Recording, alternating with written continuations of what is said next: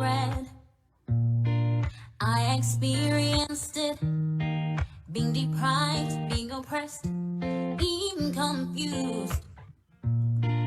It's enough now, we're taking the power back. We're stronger than before, we're proud and too strong. The worst is over, from Cape to Cairo, Morocco to Madagascar. Good afternoon, ladies and gentlemen, and welcome to this AZAPO online political discussion. My name is Tabiso Ngoni. I'm once upon a time Director of Elections of AZAPO. And today I am joined by two well-empowered colleagues who will be able to help us decipher the implications of electoral reform on South African democracy. I will introduce the colleagues far more in detail when they are about to speak, but it's Comrade Ebrahim Fakir who will be joining us, and Comrade Kolisile Mazaza. I will ask both comrades to share their videos with us so that we can proceed with the discussion. Just for context for this discussion, a lot has happened both domestically and globally with regards to elections. Recently in South Africa, the Constitutional Court issued a judgment that found that certain aspects of the Electoral Act are unconstitutional, and then instructed essentially the legislature to go and redraft those sections of the Electoral Act.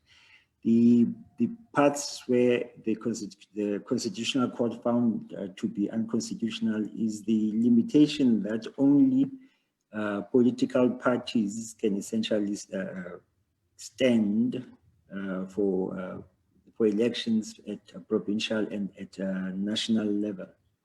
So the Constitutional Court found that individuals can and should be allowed to stand as individuals. And as I said, it has given the National Assembly 2 years to go and basically draft the proper legislation that will give effect to the ruling.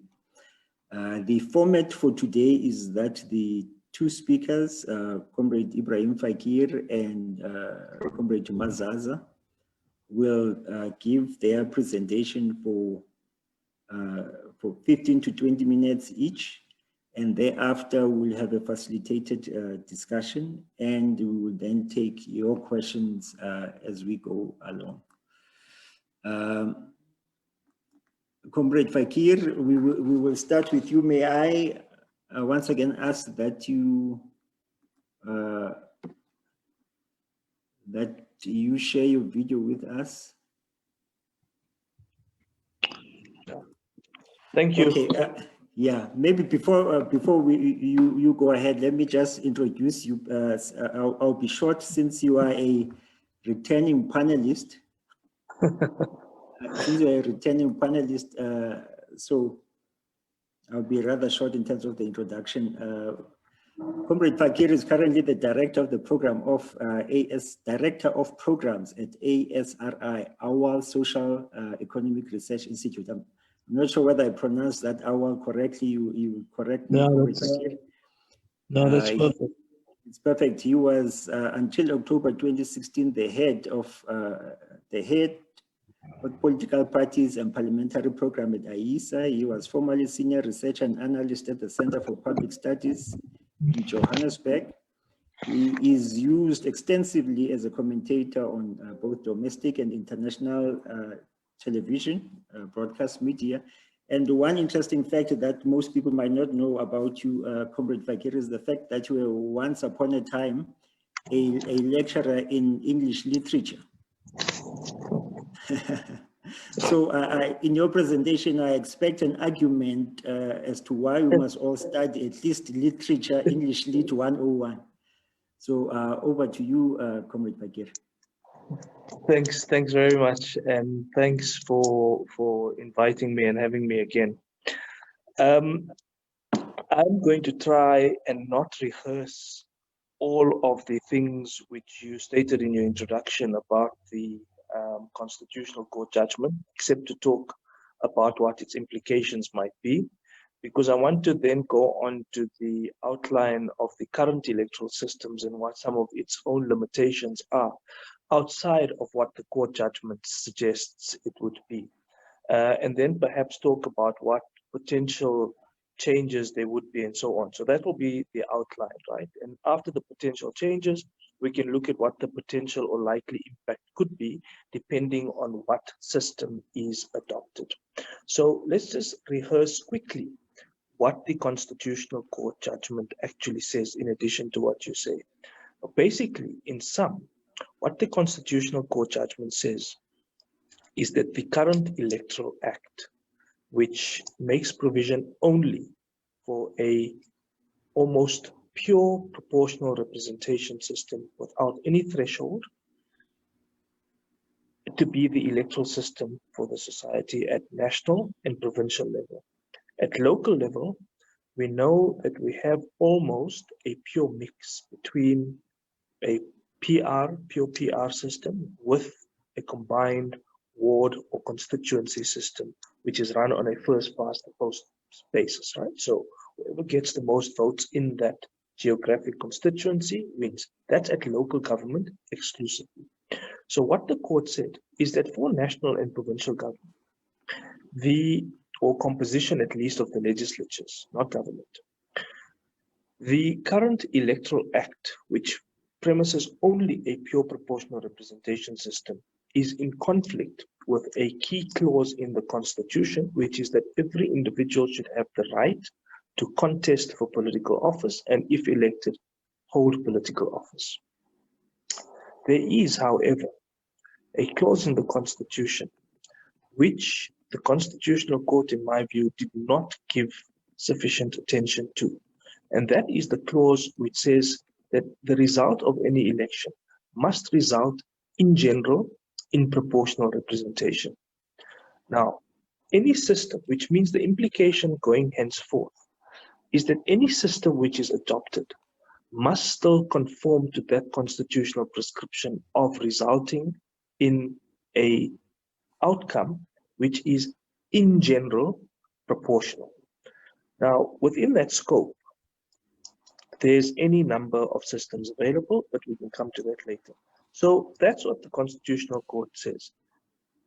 Because the system is pure proportional, and because of that clause, the electoral system that was defined and decided upon at the point of the negotiation and currently codified in the Electoral Act is one which is of pure proportional representation. And in so, it means that potentially only parties would contest for elections. Now, does that mean that the system only caters for parties? Not necessarily, because it could mean, Tabiso, you or myself could contest in some other name, or we could call ourselves ABC, or I could call myself Ebrahim Political Party and get myself on the ballot paper, provided, of course, I meet the requirements of registration for a political party, which is a name, a logo, a constitution, and the signatures of an X number of registered voters who have their IDs and can be verified. Then you can register a party, right? But that's not the only threshold. Second threshold is if I can, or you can, if you register a party or yourself, meet the threshold of paying the deposit to contest for an election, which is, I think, at provincial level, 45,000, and at national, something like 200, 250. I'm not sure about the figure, but there is that threshold that you have to pay in order to be eligible. So you then get onto the ballot paper. So conceivably, that could happen. But by and large, it means that you must be organized or you must be called a political party, right? So the Constitutional Court saying now, but that conflicts with one of the key clauses of the Bill of Rights, which is an individual should have the right to stand for political office and, if elected, hold political office. And therefore, the current system would be unconstitutional and therefore does not meet that requirement. Now, it was a majority judgment. There was one dissenting judgment from Froneman, But obviously that doesn't in any way count. It might shape what considerations would be going forward for the electoral system. But because that's the majority judgment, it means that it is now carried, and Parliament has, from the date at which it was handed down, 2 years in which to come up with a new system, which means effectively, I suppose it's a few months now, so Parliament's left with about a year and a half to come up with a new system, which isn't much time. But that's the basic import of the Constitutional Court judgment. Nothing more, nothing less. That the Constitutional Court said Parliament has come up with a new electoral system which will allow individuals to contest for election and if elected, hold office. Now, there's a question which arises. Does this apply only to people who are contesting seats for Parliament, or would it apply for an individual who wants to contest the office of the President? In our current system, in the constitutional, in my view, the Constitution creates two separate ideas of political office. First is representative office in Parliament, in a provincial legislature, or in local councils. The second is executive office. So not necessarily representative office, but executive office, premier, mayor, president. Those we know are not directly elected at present. They are indirectly elected after the composition of the representative body. Now, some people argue that this Constitutional Court judgment may not and will not, and at the moment it doesn't, open the space for an individual to contest directly for president. So there is no direct election of the president, and the current Constitutional Court judgment does not envisage that that would be the case. I think that some clever lawyer may in future contest this by saying, if you conceive of political office in this way, surely you must conceive of executive political office in exactly the same way, and there is an artificial distinction between representative political office and executive political office. But we know that in terms of our constitution, that executive office is indirectly elected, and the court might turn around at some future date, I don't know, and say, no, but there is an effective separation because of separation of powers and separation of functions. You can separate the two offices. But this is an arcane argument which will come up in future, which doesn't have current import. But just to put it out there, that there is no implication here that the current judgment opens the path at the moment for direct election of the president or for someone to contest directly. You can only contest office to get into Parliament or provincial legislature, and then make yourself available potentially and nominated to hold executive office. So that covers that. Now, what's the current system like? Current system, as we know, is pure proportional representation. It is good for stability. It is good for representativity. It is good for inclusivity, because none of the votes which are cast in that election are wasted, which means that all of the votes count. All of the votes and all of the representative parties or people who stand for election have some chance in proportion to what they get to hold office in the composition of the representative body. So it's representative, it is inclusive, promotes diversity and inclusivity, it doesn't waste votes, and therefore it comes up with an outcome which is fairly proportional. It keeps everyone into the representative system. But it does have its drawbacks. The drawbacks being, firstly, that there is no relationship created between electors and those who are elected. So while it is representative, it is not necessarily responsive or not sufficiently responsive. And because it is not sufficiently responsive, it has serious problems for accountability. And it has problems for accountability in two ways. First, accountability to defined constituencies of electors or supporters or voters, if you want to use that terminology. And secondly, it has a problem of accountability in terms of the relationship of oversight and accountability in representative institutions, because it means that the parties which hold majorities are going to forever be using their majority to protect the executive office holders from scrutiny. which people call the abuse of majority or the abuse of party bosses. And obviously, inevitably, it gives lots of power to party elites and party bosses in such a system. So that's its drawbacks: responsiveness, accountability, and problems around oversight. Now, of course, its advantages at the point of the transition was thought to be that it would be sufficiently inclusive and representative and diverse, and it would keep everyone in the tent. Everyone who was spoiling for conflict would now have appetite to be represented, and it doesn't leave out, it creates at least space for, and I hate the term, minorities or minority interest and minority views, because in South Africa we don't often think of minorities as just opinion. We think of it in terms of in race, sadly. But regardless, it caters for minority opinion, but it also caters for things like the disabled or women and so on. But in our system, those depend on how parties configure their lists and so on.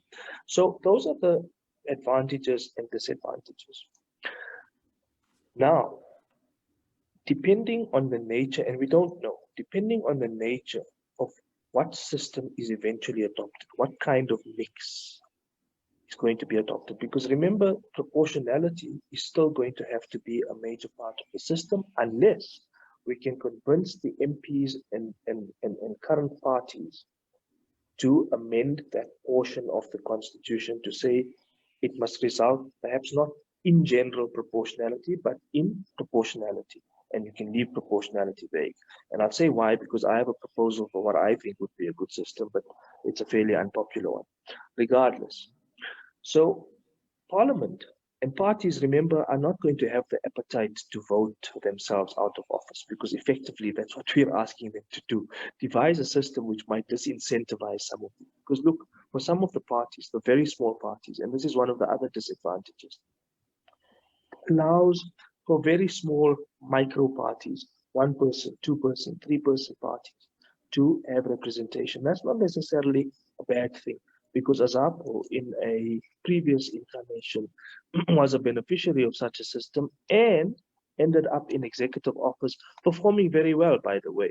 So if other parties are interested in how they must perform in government and conduct public affairs, they need to look at the performance of the former Minister of Science and Technology under Mbekki's government. So it has its advantages in that regard, but it also has the disadvantage of having all these micro parties which represent such minority opinion. And in terms of effect, unless they have very good MPs or very able, high-profile people who are able to command some kind of body of opinion in the representative body, they become moot, they become voting fodder, they become manipulated to form one or other coalition. The third drawback in governmental terms is that because our parliament is structured the way it is, you've got 54 portfolios, your ability to exercise or sit on any number of those committees becomes inherently limited. Therefore, your oversight ability becomes limited. Your input into legislation, deliberation, and so on becomes limited. And plenary is, though it's important, is not the be-all and end-all. The real work happens in the committees. So it's difficult to spread yourself across. Now, depending on the nature of the system we choose, will depend on what the new configurations would be.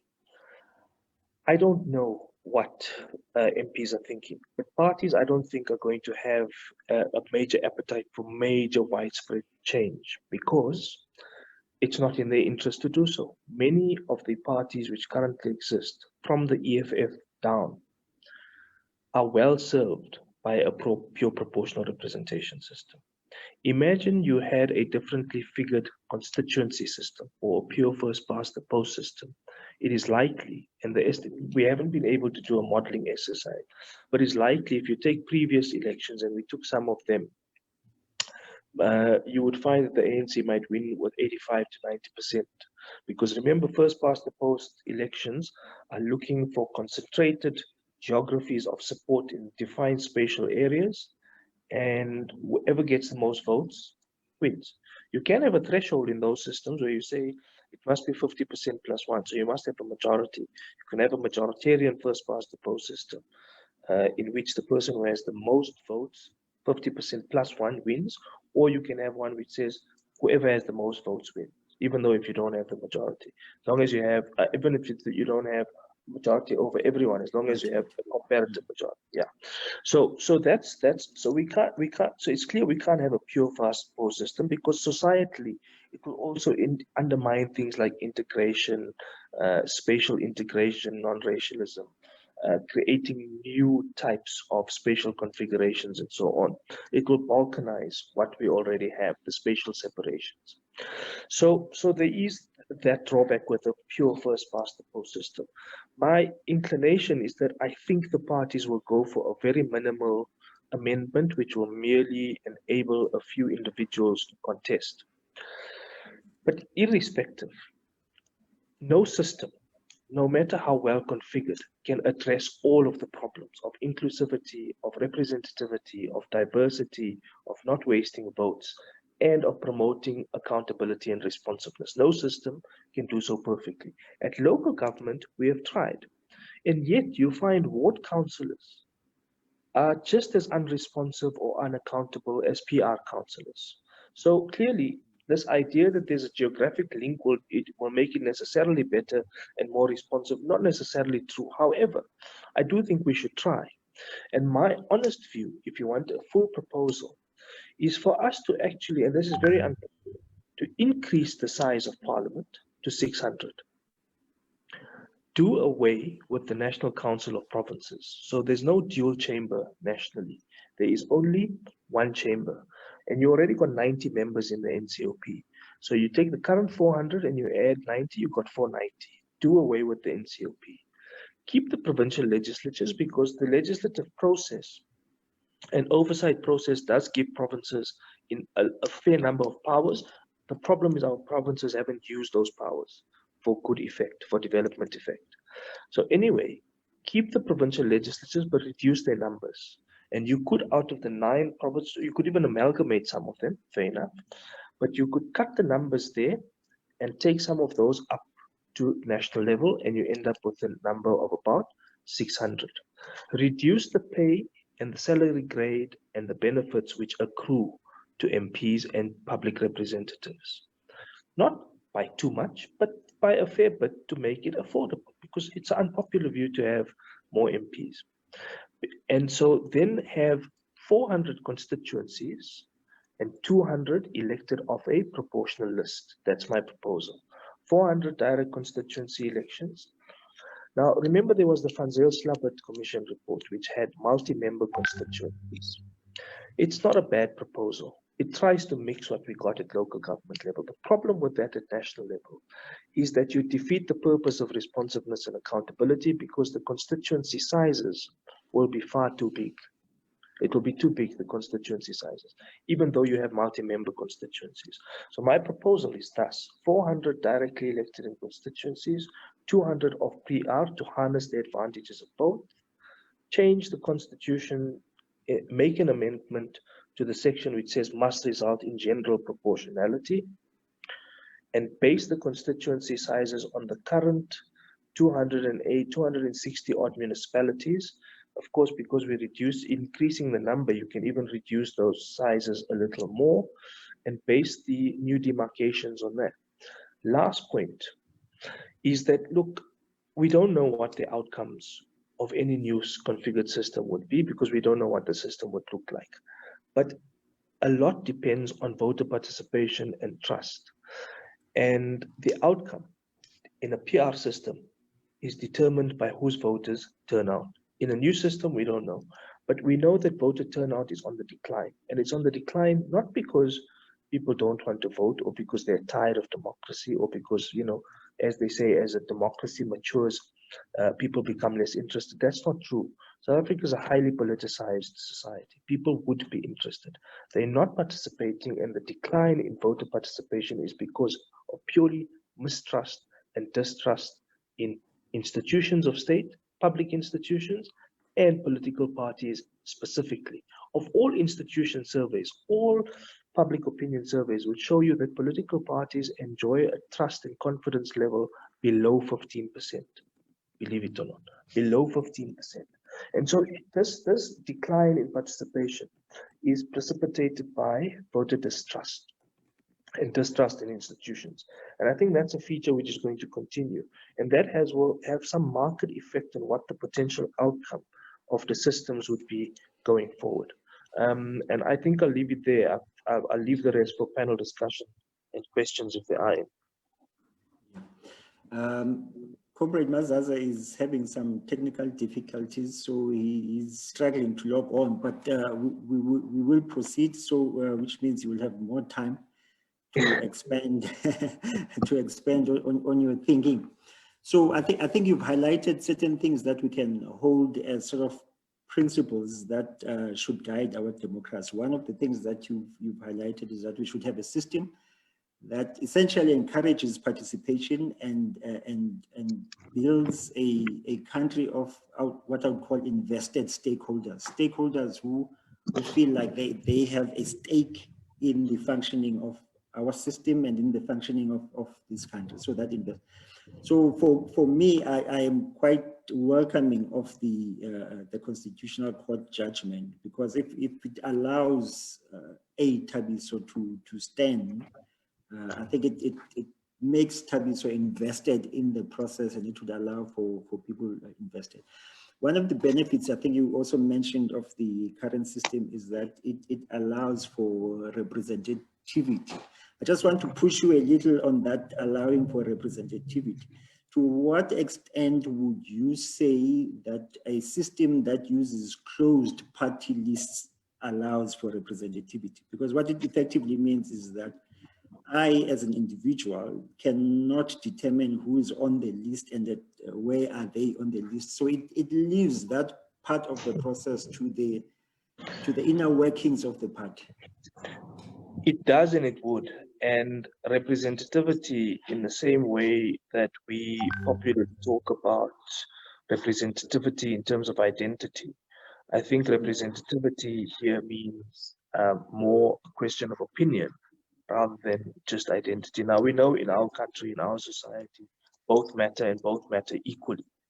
And so you are right that the question of representativity is focused more on the diversity and representativity of parties, firstly, and secondly, representativity of bodies of opinion, no matter how that opinion is formed. Parties are left to their own devices for how representative or not representative they are internally. And that leaves every set of configurations open. You can have, for example, a zebra list, and your zebra list can apply for women. So you can say, look, every alternate candidate on our list must be women. Every alternate or every third or fourth alternate must be a person from a different racial group, and I'm using race in inverted commas, obviously. So so someone every fourth or fifth person, or 1 in every 20 must have a disabled person, a disabled representative. So you could come up with any cleavage or any demographic and say this is how they represent. But essentially, our constitution and our laws leave that open to parties as private entities to decide how they want to do it. So you're right, it leaves it to party elites, effectively. Of course, the ANC would say, and on paper, actually it is very open, very transparent, very participatory, because in theory, the branches can go and branch members can do. So it is very participatory in that regard. But you, Thabiso, as an interested citizen who is going to be governed by that party, essentially, have absolutely no influence on how that is shaped. Now, it would be better if you had open lists. The problem is that the parties won't go for open lists because it does 3 things. A, it is very expensive, and they don't want to run consistently be running party primaries, so to speak, even though the ANC does so through its branches, right? But other parties are not going to be able to afford it, and they can't afford it either. But anyway, and we know how they're funding themselves. Regardless, it's expensive. Second, it can prove destabilizing for parties and for society, which is only 25 years out of apartheid and conflict. if you want to call us or have called us a conflict society, it can engender greater amounts of internal conflicts in parties. It can, parties are not cohesive at the best of times. It can introduce even greater schisms and instability in parties. So it has leaving open lists can create that. And when that instability spills over from parties into society, and we've seen that happen. Remember the 2016 local government elections and the streets of Pretoria, where there was a difference of opinion of who in the party should be the candidate. Now imagine you open that up to internal contestation on the ranking on a list because you want to input. It can start spilling over into society and precipitate major amounts of social conflict. So open lists, they're great, but you need a level of maturity in society and a level of stability in society to be able to facilitate that if the parties can meet the expense of having these internal ranking processes and being open to influence of their members and so on. So there is that. It would be nice to have open lists, but I think it's an unrealistic prospect. Yeah. So we will get back to the issue of funding, which you've mentioned a couple of times. I think it's one of the things that needs to be looked at in terms of electoral reform. I would say just before you go on, it's nice for you. You were saying it would be nice. The current court judgment opens the way for a Tabiso or an Ebrahim or a Tabo to go and contest, or a Sandile or anyone. But the problem is that Sandile is going to have to come up with the deposit, the money to campaign, and campaigning is not pop in place. Campaigning is expensive. So it's only elites who, even in the system, depending on how open it becomes, it's only elites who can garner a whole lot of resources who are going to benefit from this. Individuals can participate. Yeah, and my guess, like you said, that the parties will do the minimum that they can do in terms of the change that the Constitutional Court has instructed them. So we're not likely to see any reform that speaks to funding of electoral campaigns. And I think that is a crucial thing. Just to give a plug for our host, AZAPO. When AZAPO started campaigning in 1999, one of the major things in its manifesto, which it raised, was the issue of political funding. At the time, maybe it was self-serving in a way, because it was struggling to have those resources, but it's an issue that world over needs to be looked at and is being looked at world over. So let's go to your proposal of 600. Essentially 600 member legislature, where 400 are directly elected and then the 200 are proportional. Now, you said one of the major problems of the current system is the issue of accountability. Your proposal, whilst it increases the diversity and it increases that whole stakeholder, as I would say, mentality and ownership, I don't see how it deals with the issues of accountability, as if that is the only change that you would propose. What would be your proposal with regards to fixing the accountability issue? Okay, so the accountability question is a systemic question. And remember, I've been clear in saying that no system is going to cater for trying to solve all of these problems. You can limit or you can incentivize greater accountability or lesser accountability, right? At the moment, and I was pointing out, our currently configured system incentivizes party elites and party bosses to close ranks when it comes to accountability. You couple the systemic incentives with a widespread culture of impunity, and when the two coincide, when the political culture is enabled by the systemic design of protecting your majorities or your executives because of your majority, you have the kind of problems we have. Let's go through each one systematically. Arms deal, lack of extension of basic services. I mean, you couldn't deliver textbooks in Limpopo. So you're talking basic things, you are talking grand things. In Kandla, state capture, any number of examples you want to come up with. Look at how the majority is used in party elites because of the system to enable a political culture of impunity. So you've got two things now.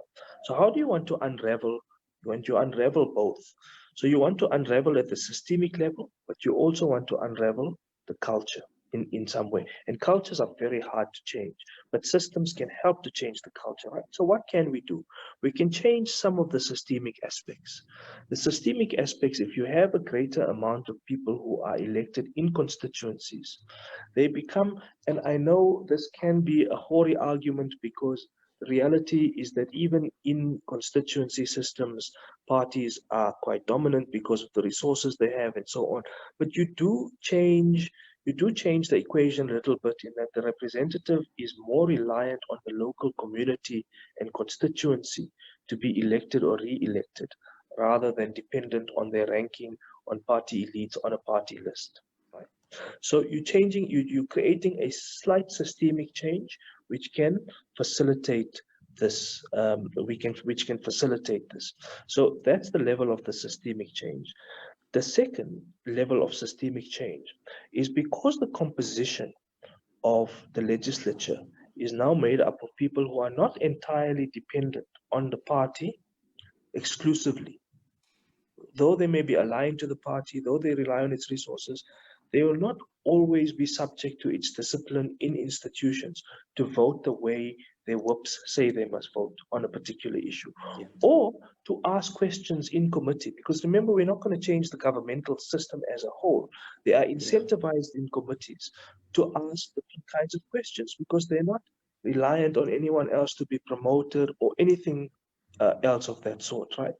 So that's your second systemic change. So that's the level of accountability and oversight, two systemic changes. The third systemic change is the obvious change in the system means that you're now promoting not just the accountability and oversight institutionally, but societally to the community. You're creating a relationship between a community and constituency and the representative.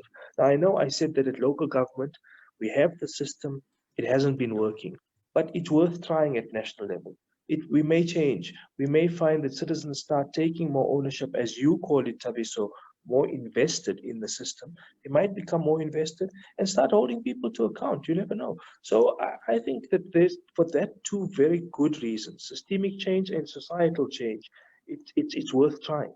I mean, we're trying what we got now. It's horribly expensive. Are we paying a ton for these people who purportedly represent us? And they're not Yeah. doing anything. So it's worth trying something else. It might work. I don't know. Yeah. So one of the major challenges of any representative system is that principal agent relationship, where you have the principal lacking the power to hold the agent accountable. Another plug again for AZAPO. In its 2014 manifesto, it canvassed the idea of recall. The idea of recall, that because recall is an important element, it gives the constituency power in the true sense. It's not just moral or societal power, but it's power in an effective sense. Where would you think, what do you think of the notion of recall in your envisaged system? My system actually makes it easier to have a recall.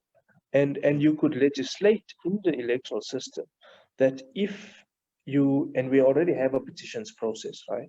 So if a local representative, if a threshold of at least 2/3 of voters, registered voters in a defined constituency are calling for the recall of a representative, it should happen. Of course, if you're talking about recall at executive level, different processes will have to apply. We'll have to go both the route of what we currently have, which is impeachment, or a motion of no confidence, right? Or vote of no confidence. So those two would still exist, and you could write into the new legislation that a executive office bearer can also, on the recommendation of a majority in parliament, and I'm changing the super majority to a normal majority, Yeah. Once they recall, they should be allowed to recall. So I think my system makes that easier, particularly if you're talking about 400 directly elected MPs, to have a recall clause on that in that regard. Yeah, for the 400 here. Now, Yeah. let's go back to the funding. So what we've done now is that we're not limiting ourselves to the constitutional judgment. I think the constitutional judgment deals with one aspect of a whole slate of reforms, which I think are necessary, but it's an important aspect of it. We've mentioned, as I said, I keep on going back to the principle that we've agreed on of a truly representative democracy where people are stakeholders and so forth. As the system currently stands, is that no party has a requirement to reveal its funders. And that leaves the system, I think, essentially open to, as you said, the elites dictating policy and influencing policy in a way that could maybe be detrimental to the constituents. What type of reform would you think is necessary for us to put in place so as to, with regards to funding, so as to strengthen essentially our democracy? Gosh, you're asking me controversial stuff, because I initially started off supporting the regulation of private funding. I was subsequently convinced for why there are significant drawbacks for regulating private funding. But nevertheless, those who were advocating for private funding have won the day, right? But there's serious problems. They have serious problems with the current regulatory regime around private funding. A is that I think the threshold is far too high, and I mean far too high, and is going to be open to abuse. So remember, everything under 100,000, you don't have to declare. Yeah, you don't have to declare, and I think that's a problem, because you're going to get multiple people giving just under 100,000, 98,000. So you don't have to declare. The first obvious loophole opened already. Second loophole is you will simply convert direct cash into goods and services. And again, you keep the value of those goods and services below 100,000, below the threshold that needs declaration. So obvious loopholes just on the question of threshold. The second is, I mean, it's going to drive a lot of funding underground. If we're already at a time at which it was non-transparent and you could get away with a lot, we're finding so many problems. I mean, a lot of the state capture stuff is about channeling not just individual pockets, which was as big a problem, but channeling back to the party, channeling money back to the party. We have to be frank about it. So in an era where it was already non-transparent and opaque, and it was already that bad, can you imagine how much more incentive there is for people to defy the law? Because look, South Africans are like that, and big donors in corporates, in the private sector, they are incentivized to do this. If they want, and they will get away with it. So I think they will drive much more of this stuff underground, some of it through criminal networks, some of it just opaque and untransparent below the radar. So I think it's opening up all kinds of problems.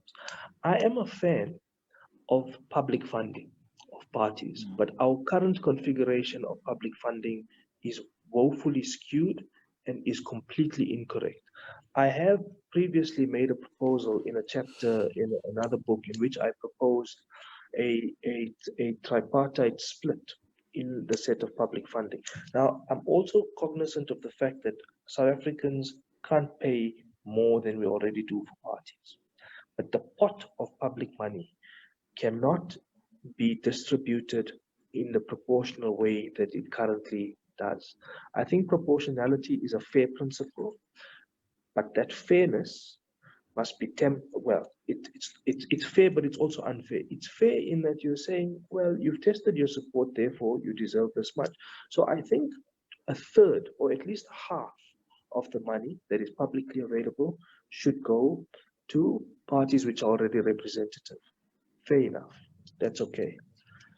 The rest must then be split. 25% of what's left must go equally to all the parties which are represented, and the remaining 25% must be distributed to new entrants or parties like AZAPO, which are not necessarily represented at the moment at national level or provincial level, but who have a long-standing registration at the IEC as a bona fide political party.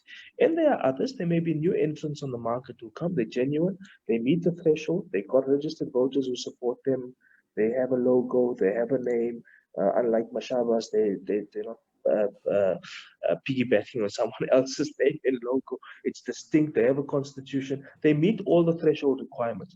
They should get some public money, even though they are not yet represented, they are bona fide. Because otherwise, how else do you incentivize people to participate? At the current moment, you are empowering, this popular South African aphorism, empowering the already empowered. Here you're giving more and more to those who are already there. Yeah.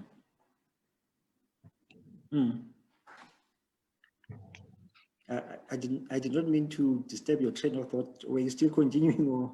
No. Okay. Okay. I'm inviting all our participants, both on Zoom and on Facebook, to send in questions. I will, as we go along, I will try and pose them to Ebrahim. Could be questions or comments. All of those are welcome. So I see some are coming in, but for now, you mentioned the issue of direct electing of the president. What would you see as disadvantages of that system where the president is directly elected? If in my view, I don't like that system because it creates presidential monarchs. It creates people in power who think that they have the support of because they're directly elected.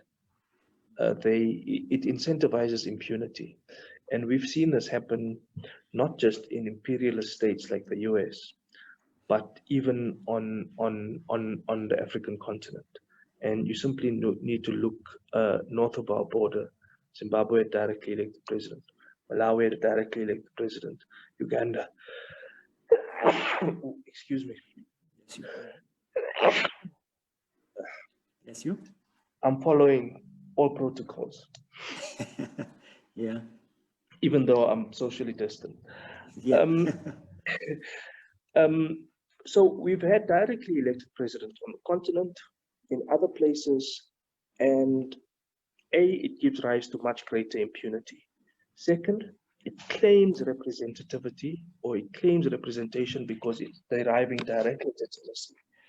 The abuse of power becomes ever more real, and the lack of accountability flowing from the abuse of power becomes more effective. There are fewer breaks on and fewer curbs on their ability to exercise authority, to exercise. Now just imagine, close your eyes for a moment, and imagine a Jacob Zuma was elected directly. There would be no breaks on him, either from the party. There would be no threat of sanction from an intermediary institution like Parliament, either through a vote of no confidence or a impeachment process. So you have absolutely no curbs once that happens because they assume so much executive power and authority, and that they abuse the authority which is imputed in them. So for those reasons, I'm not a fan of the directly elected president. I think that the intermediary layer of accountability and responsiveness and oversight, particularly oversight over them at that intermediary level of Parliament, is a very important one. And I don't think we should do away with that because you can see just contrast. If you're thinking about former colonial or imperial powers, just think about the way, compare and contrast. Let's just take the two across the Atlantic. Take the US and contrast to the to Britain, and Britain is historically have an indirectly elected president, right, or prime minister. Prime minister is indirectly elected through the House of Commons, and think of how constrained they are in the way in which they exercise their authority inside the country. There's a much greater power to the representatives of the people in the House of Commons as there is imbued in the executive office of the Prime Minister. So I'm not a fan of the directly elected president because it creates, as I say, presidential monarchs. Mm. However, you could have systems that ensure accountability, like you could have an impeachment process that could be done through a parliament. And if you tie it also with the issue of ability of the citizens to start a recall process, so you could have those as sort of checks to that system. That's true, and we have it in our current constitution. In fact, we've got both, right? We've got a motion of no confidence, which has an even lower threshold.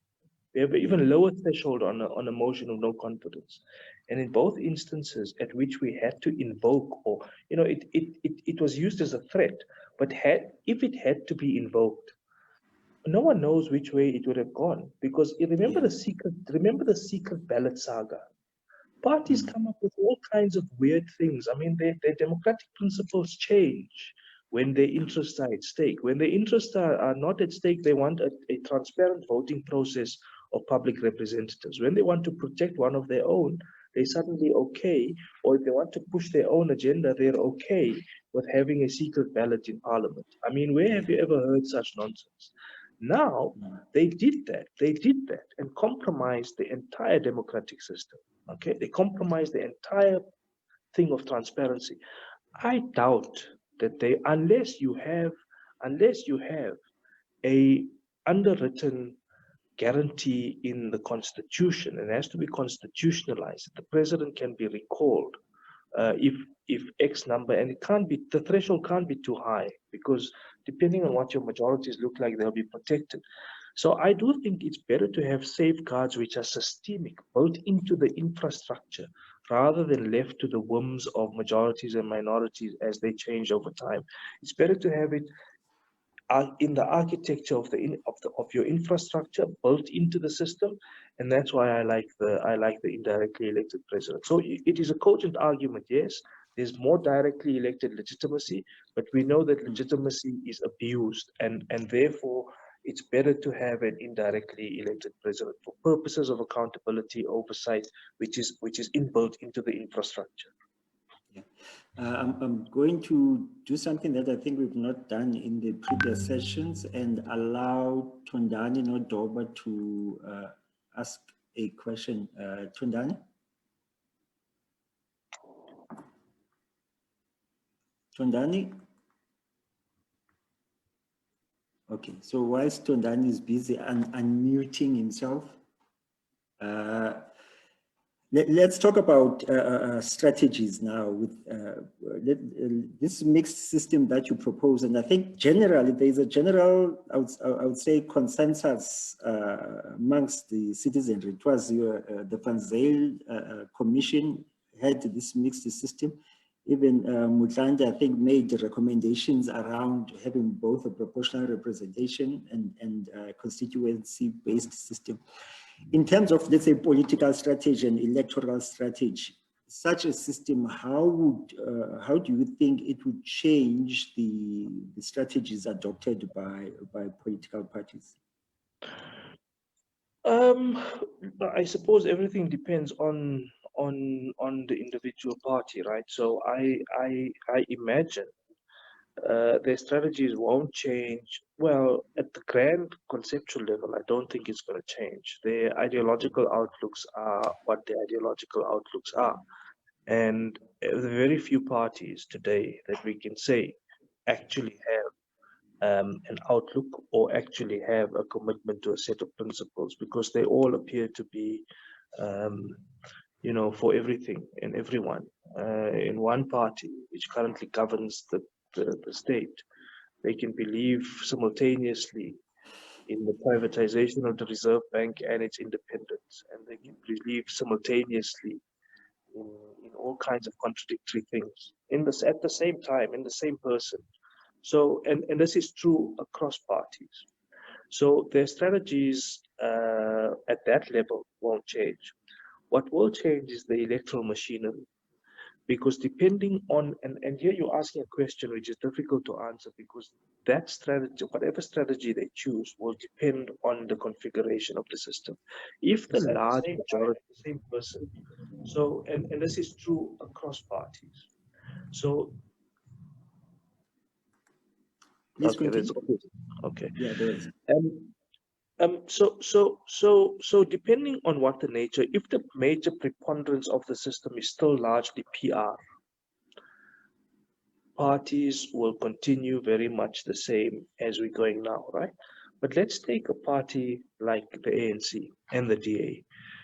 They will now then have to change their electoral outreach based on the nature of the system. If the system is largely remaining PR, they will retain their current strategy. If it's multi-member proportional, it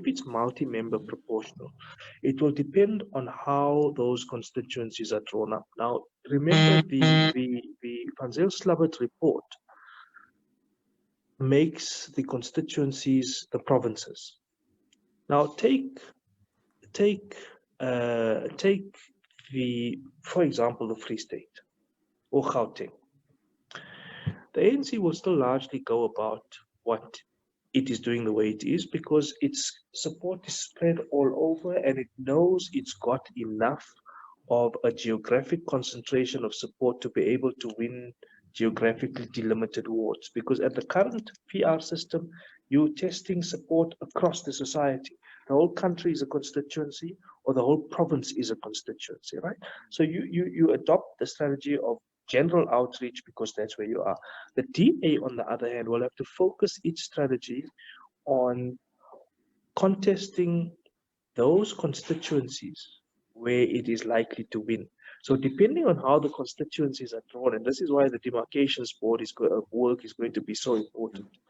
Imagine you draw a constituency, and let's take Joburg for an example, which combines Alex, Sandton, Bryanston, and then you take parts of Midrand, and you take neighboring townships near Midrand and you incorporate them.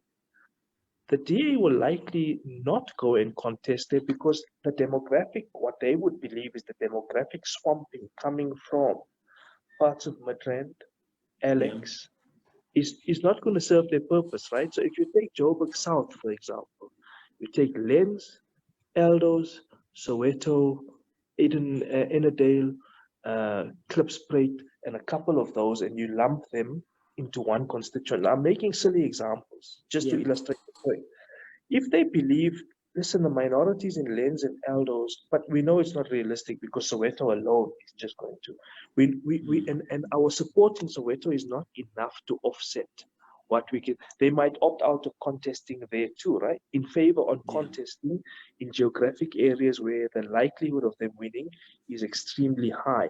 But they will then have to make strategic calculations about certain spatial areas and what their threshold of support in that area is. So even if a configuration of a constituency means that even in African or Black areas, they got a marginal amount of support, which margin can help them and offset the support they get from other traditionally white or Indian or colored areas, and they believe that they got enough votes there to offset and complement itself with what they're picking up in townships, they will go for it. So that's how the strategy changes. The interesting thing is take the EFF, and if you take our local government elections and take the whole of Johannesburg as a constituency, the whole city. Yeah. When it comes to contesting geographic delimited wards, they don't win any ward. Their support is drawn primarily and almost exclusively from proportional because so you got to aggregate all their support from everywhere. Yeah. If you make delimited and you say first past the post, they do very badly. And my and the inkling is that all the smaller parties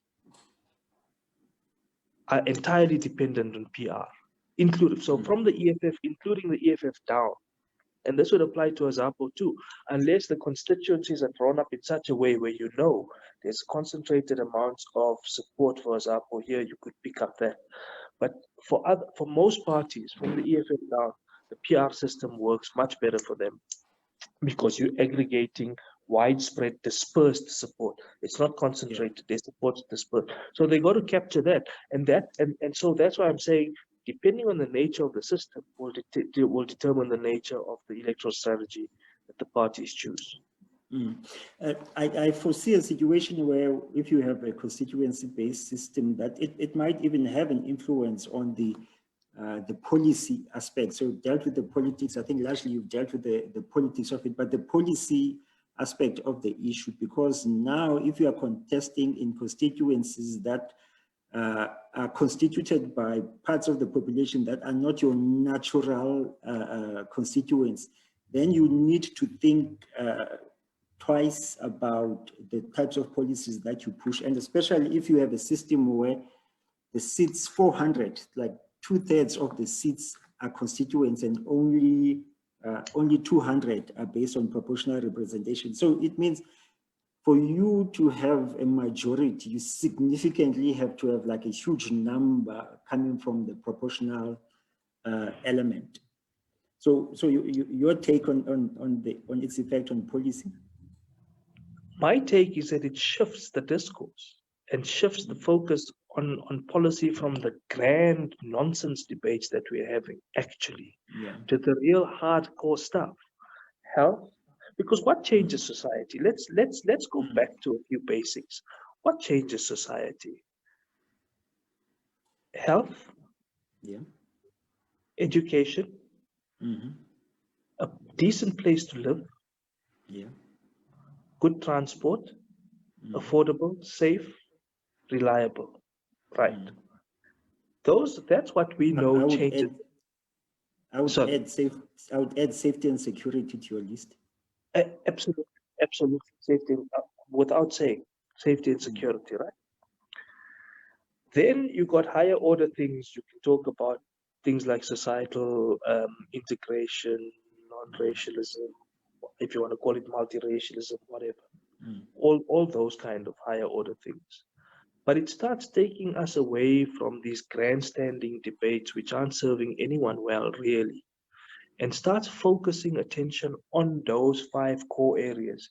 In your area, it's in your interest, in your party's interest to ensure that the schools work, the hospitals work, basic services are actually extended, that you will find, I think you might find better integration between the local and national representative and the local municipal representative in ensuring a resolution of some kind of problems around basic services. So you're going to start focusing attention, and it's not so much on the question of policy issues, but it will start focusing attention on policy operation and implementation, which brings us into the question of oversight.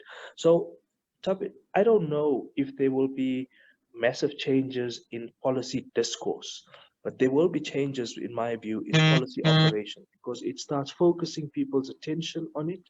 Representatives become more invested in the development aspects of their work, actually working. So if you look at countries which have constituency systems, first past the post systems, there they have what they call the constituency surgeries, and they are mandated by law to have one once a month. Sometimes they have people working in their constituency offices.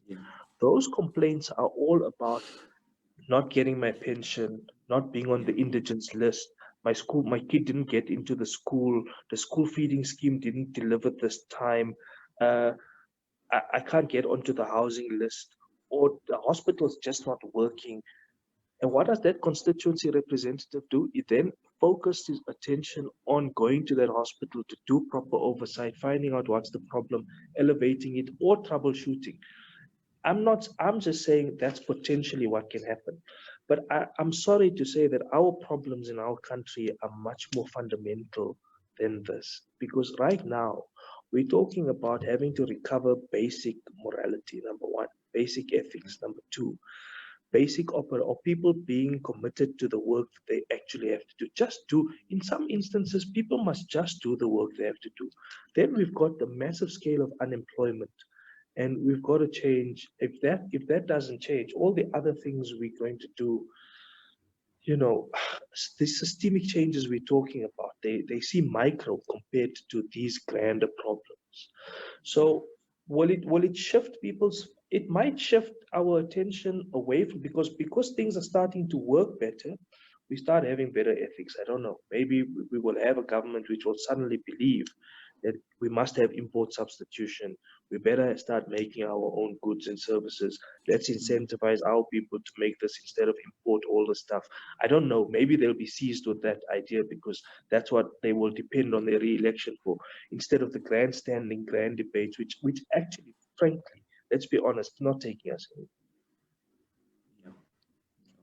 Agree. As I remind everyone that please feel free to ask any questions, both on Facebook and on Zoom. A lot of people on Facebook are concerned about the issue of accountability. Winkim Nabisa in Port Elizabeth and a number of people are saying that any electoral system that is to advance democracy has to be responsive and has to be accountability. So I think we must start moving towards closing now, and let's sum the proposals that have come out of this discussion, in the hope that one or a majority of those legislators will be busy trying to draft the necessary amendments to the Electoral Act that will make it in line with what the Constitutional Court said. And let's hope that they have a spirit, bigger spirit that says, let's just change this system so that it promotes and advances democracy. So we are saying we have a mixed system where 400 are directly elected based on constituencies and 200 proportional representation. And let's sum it up once more. Okay, so 400 directly elected, 200 of the PR. The 200 on the PR will cater for minorities, diverse opinions, inclusivity, representativity, all those kind of things. The 400 in an aim to reduce impunity, promote accountability systemically in representative institutions, but also systemically to communities and constituencies directly. So the dual advantages, okay? Now I know that this will require a constitutional amendment. It means that we are, or at least I am proposing that there must be this constitutional amendment. I don't think we should be held captive to the idea that it must result in general in proportional representation, because that was a transitionary mechanism. It served its purpose until then. I know some people make the argument that it's promoted stability. I'm not sure. If what we got is what we want to call stability, then our understanding of stability is something else. We've got to. Was too high.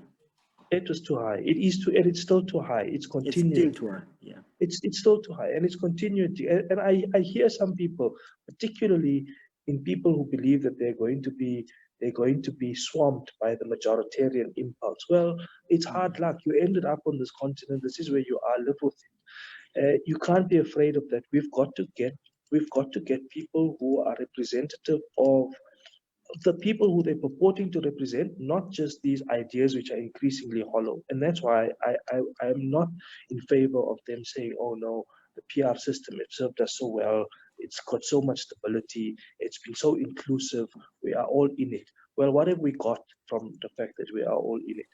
I'm proposing a system which retains aspects of people being in it, but gives more power to ordinary people, takes power away from parties and party bosses. So it's genuinely, I think, people-centered. Let's accept that we can live with that constitutional change because it's a small one. It's not materially affecting anyone or anything, except those people who are dependent on it to be re-elected into office. Only their interests are being served by this. Second, do away with the NCOP, the second chamber.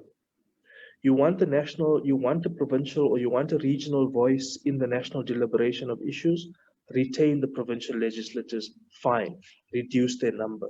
Gauteng doesn't need 80 MPLs. You can get away with 70. There you've cut 10, even 65, you cut 15. Western Cape, same thing. Northern Cape, it's a small legislature, take away only 5 seats. I know the smaller parties means that they, and especially the DA, in some cases even the EFF, you cut those numbers, some of their seats become in jeopardy. But you know, that's democracy. So reduce the number of provinces or reduce the size of the provincial legislatures. You can still keep the Section 75, Section 76, Section 77 legislation in which legislation must go or policy must go to the lower level. You're not doing away with that. You're merely doing away with the NCOP. You can intensify oversight at the national level by having a single unitary chamber at national level. So it caters for that. And we can deal with that and do away with those clauses in the constitution which apply to the NCOP. It's not going to change the funding formula. It's not going to change the revenue distribution formula or intergovernmental relations for that matter. It will reduce the size of provincial executives. But those provincial executives who meant to be the coordinating link between national and provincial haven't been doing their work. Maybe if we have less of them, some of them may be imperiled to start doing their work, also because they're now dependent on being elected through a different mechanism rather than merely being reliant on the party. So it changes the provincial executive incentive structure to get people to do the development work that they meant to, instead of the purely what they think representative work. Because remember when they failed to deliver textbooks to Limpopo, what did the minister say? Oh no, I don't do that. That's someone else's job. Provincial I just make, competence. yeah, I just make policy in any event, even if it were at the national competence. I only make policy because I'm grand, you see. I only make policy. I don't do the work. That's for you minions. So that we changing the system will get away from that system. That's my proposal. My inclination, though, realistically, is unlike you, I'm not that optimistic. I think these guys are not interested in generally changing the system for the empowerment of all of us in society. I think the parties are going to go for a system, and especially, as I say, the EFF down, those parties are served by a majority PR system. They will want to retain a larger element of PR. Look, if you want that, you could change the system to make it 300, 300. That's also an option. 300 directly elected, 300 of a PR list. The problem with that, if you don't have 400 constituency seats, is that the constituency sizes become far too big and unmanageable. Then you're defeating the point of responsiveness and accountability to communities and constituencies. Because as it is, even if you take like certain areas, that constituency is just too big to service from an MP, right? So it has that. I think it will also, in my view, if you take my suggestion, will also have societal impacts around integration, around deracializing communities. But I think it will also have policy impacts, Tabiso. But the problem is any assumptions we make about policy impact is just undermined by woeful performance of the state. We are all for things like cross-subsidization, for example. And in my system, I think you could have local governments which will more intensively be able to afford cross-subsidization. Richer areas cross-subsidize poorer areas. Utilities which are revenue generating can subsidize things which are not revenue generating, like libraries, parks, recreation facilities, and so on. Because the state has been so corrupted locally, We can't, those of us who are in favor of those kind of policies can't even make that argument anymore because the state has shown us repeatedly what they've done when they've been in power. But I think the system will allow for that to a great extent. So I think it's got so many advantages. I just think we are ideologically rooted to this question of there must be proportional representation, and because proportional representation is good, we must just stick with it. I think proportionality is good, but it's good for a limited set of goods, and we shouldn't fetishize it. Yeah, no, the fetishization of proportional representation is actually self-serving. People might speak as if it's great for South African Democrats, but it's purely, the argument is self-serving. So, Comrade Fakir, I think what you've given us is a set of proposals, and I'm a firm believer that these platforms, both the Zoom and the AZAPO Facebook page, has a number of people who've listened, and then they will go hopefully and mobilize around some of these ideas of a mixed system. And I would add a recall to the policy proposal and this whole issue of management of party funding, that they will go and mobilize around these issues. And it would be a great thing if we were to get civil participation or civil activism around electoral reform. In South Africa, we hardly ever get a march that says we want a mixed representation system. Hopefully, this discussion will start that, and some activist organizations will push that we have these reforms instead of the limited and narrow issue that relates to participation. Let me thank you once more for availing yourself to share your wisdom and your analytical abilities with our viewers on Facebook and our participants on Zoom. And let me thank everyone who joined us both on Facebook and on Zoom for taking an hour, 20 minutes to come and listen to us. And hopefully, as I say, activism will come out of this. We live in hope. Thanks for having me. Any last comment?